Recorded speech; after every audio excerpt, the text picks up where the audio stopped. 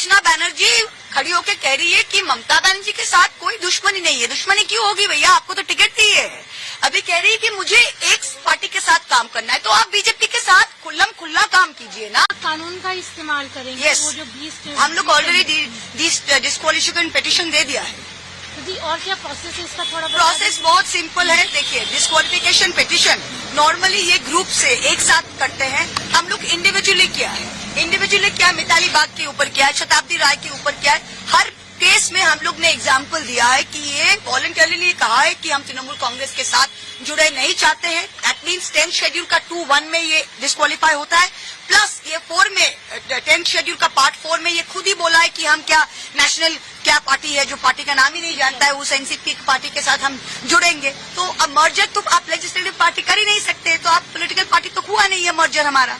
तो ये दोनों में इनका जाता है। अभी क्या कर सकता है, अभी हमने स्पीकर को दिया है। अब आपको पता है हमारा देश का कानून एक चीज है और उसका इम्प्लीमेंटेशन, उसका एग्जीक्यूशन और एक चीज है। तो अभी स्पीकर अगर जैसे सुनवाई ना करे, 3 महीना रखेगा, 6 महीना रखेगा, जो भी रखेगा, हम लोग ने क्लियर कह दिया है कि इन लोग तृणमूल का पार्टी, इनको अगर छोड़ना है तो ये डिस्क्वालीफाई हो, ये रिजाइन करे और जीत के आए। बीजेपी का एनडीए को इनको सपोर्ट करना है। कौन रोका है आपको?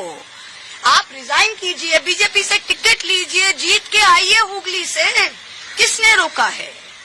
मुर्शिदाबाद में खलीलुल साहब को हम कहते हैं आप जाइए बीजेपी में, जीत के आइए। अबू ताहिर साहब से कहते हैं क्या खुल्लम खुल्ला कीजिए। हम तृणमूल कांग्रेस कर रहे हैं भैया, खुल्लम खुल्लम करते हैं, मरते दम तक करेंगे।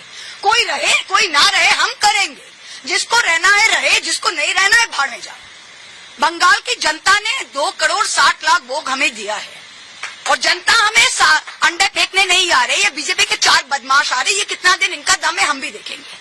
ठीक है, अकाउंट किया गया, उसको लेकर क्या बोलेंगे? आप देखिए, ये पार्टी का इंटरनल मैटर है। हम लोग को जो करना है हम लोग करेंगे, पर हम एक ही चीज हमको बताना चाहते हैं कि जिसने कंप्लेन किया है वो तो आप लोग देखा है यार, हम और कुछ नहीं बताएंगे। उन्होंने आप वेबसाइट में, इलेक्शन कमीशन का वेबसाइट में हर कैंडिडेट का एक्सपेंस अकाउंट, एमपी एमएलए जब अकाउंट हो जाता है ना, तो एक्सपेंस का भरना पड़ता है, क्योंकि अगर आप एक्सपेंस नहीं भरे तो आप डिस्क्वालीफाई भी हो सकते हैं।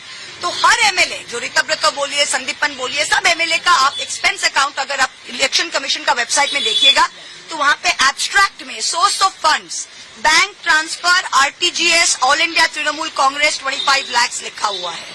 उन लोग का किसी का टोटल एक्सपेंडिचर 26 लाख है, किसी का 27 लाख है। भैया 27 लाख खर्च करके आप इलेक्शन जीते और 25 लाख आपको व्हाइट में तृणमूल कांग्रेस ऑडिटेड फंड से दिया और आप अभी भाषण दे रहे हैं। हाँ, अगर आप प्रोसीड्स ऑफ क्राइम से जीते हो तो रिजाइन करो भैया, खुद का दुकान खोलो, उस पैसा से जाओ लड़ो।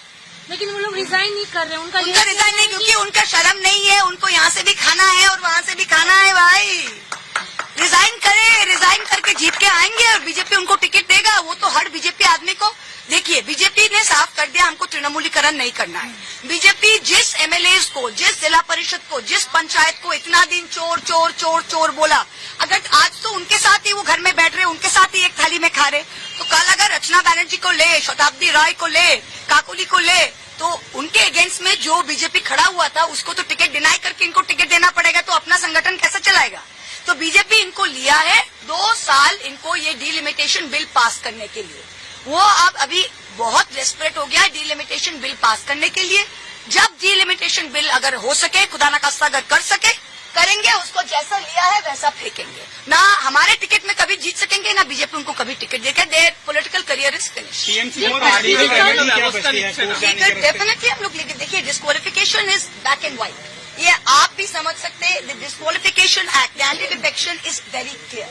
10th schedule Indian constitution, Section 2(1)(a), Section 4. Plus, there is a very big Supreme Court judgment in the Shiv Sena case, Subhas Desai versus Principal Secretary Government of Maharashtra, which is a very recent case, जिसमें बहुत clearly बोला गया है कि political party और legislative party अलग है और legislative party without the political party कोई अलग, ना कोई group हो सकता है, ना हम अलग बैठेंगे। अलग भैया क्या भैया, वेजिटेरियन नॉन वेजिटेरियन सेक्शन है क्या शादी बाड़ी में कि आज आप शनिवार है आप वेजिटेरियन, आप वहाँ वेजिटेरियन बैठ जाए? ये क्या बात है क्या?